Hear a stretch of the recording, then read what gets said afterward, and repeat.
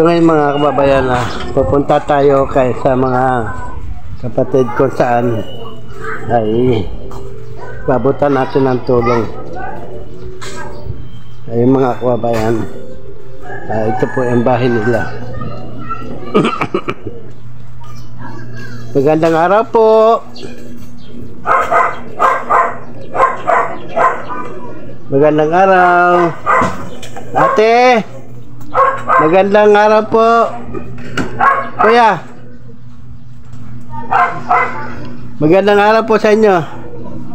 Kamusta na po? Ha? Pwede ba pumasok, kuya?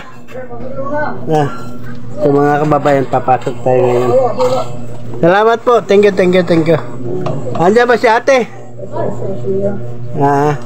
Salamat po. Magandang araw po sa inyo lahat.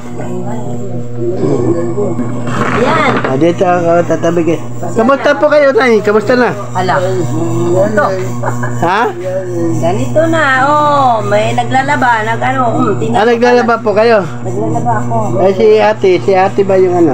Ayan. Sana ba ito? Ato sa kusina. Ate, kamusta ka na, ate?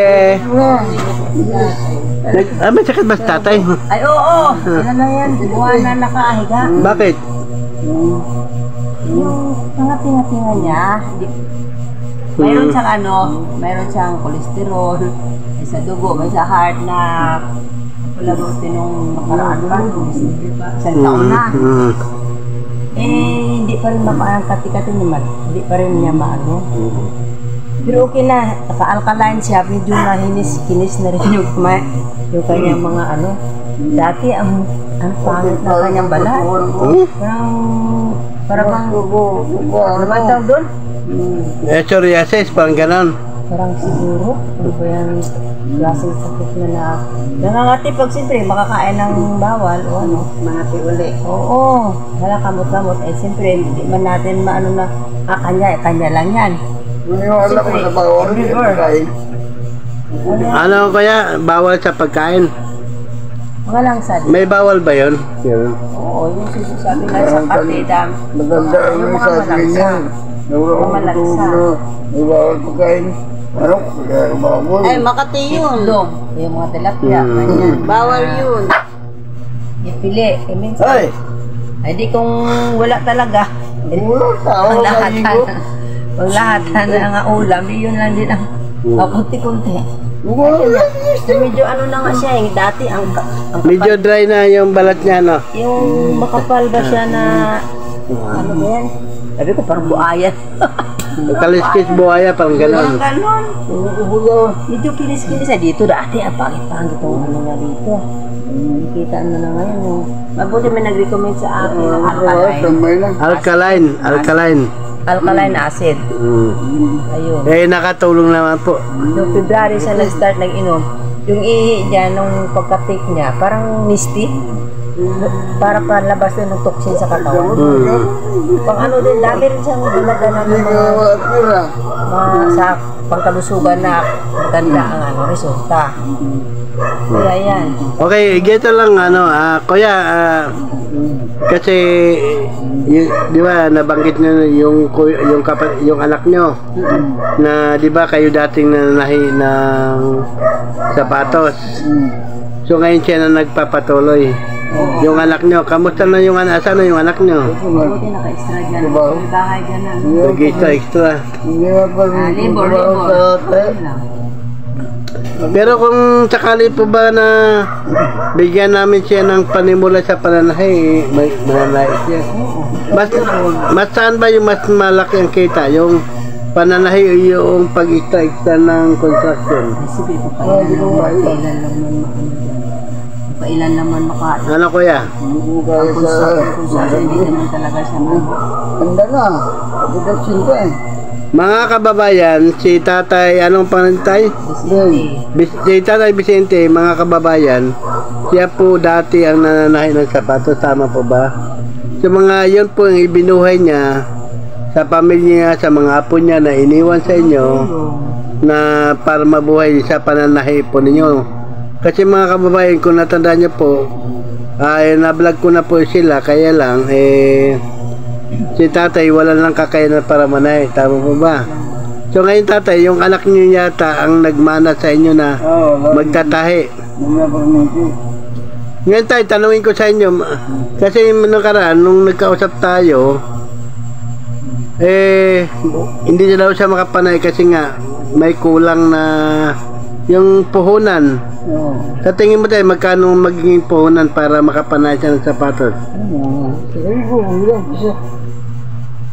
May 1,000 ba? Kasya na po ba 1,000? Hindi, yung mga tahe ngayon, dati, siyempre mura-mura pa noon. Ngayon, iba naman ang presyo. Hindi, ang ibig sabihin natin, kung sakali ba na magbibigay kami ng 1,000 na puhunan sa kanya, sapat na ba yun para may pagpapatuloy niya yung trabaho ni tatay? Para hindi na siya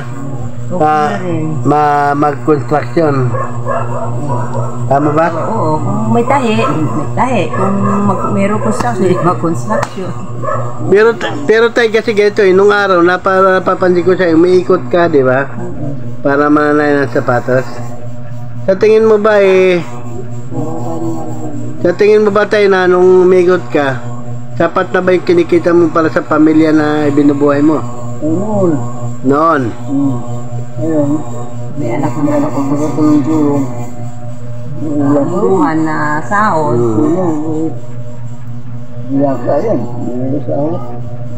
Ngayon po, ibig sabihin po, ito ba si, ano pangalan ni ate? Ni Marlene, at saka ni Kuya, at saka ni Brian, na ama nila, pwede ba yun na siya na ulit ang ama na mananahin ng sapatos, tapos para mabuhay nila ng maayos? Pwede ba yun? Lagi ka lang nagtulong. Ay, di ba yun? Ano ba yun? Ha? Tulong-tulong na lang kayo. So ang ibig ko nga sabihin, Kuya, kung sakali mabigyan namin sila ng pagkakataon na mabigyan ng puhunan para sa pananahin ng sapatos, okay na ba yun sa kay... So ngayon hindi na po kayo nananahin ng sapatos, Kuya? Hindi na kasi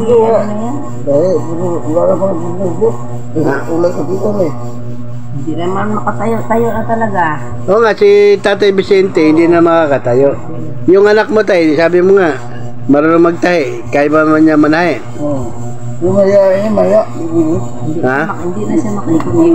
Hindi siya makaikot?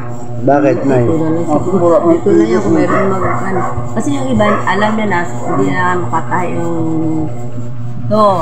Ngayon, ang iba naman alam na yung anak ko, kung may punta dito at matahi, matahi naman niya. Pero hindi pa sa lahat na siguro mag-ikot doon. Yung iba naman naghintay doon, na pag-ikot dito, o di ba ano lang. Kaya, Ate Marlene, kamusta na kayo?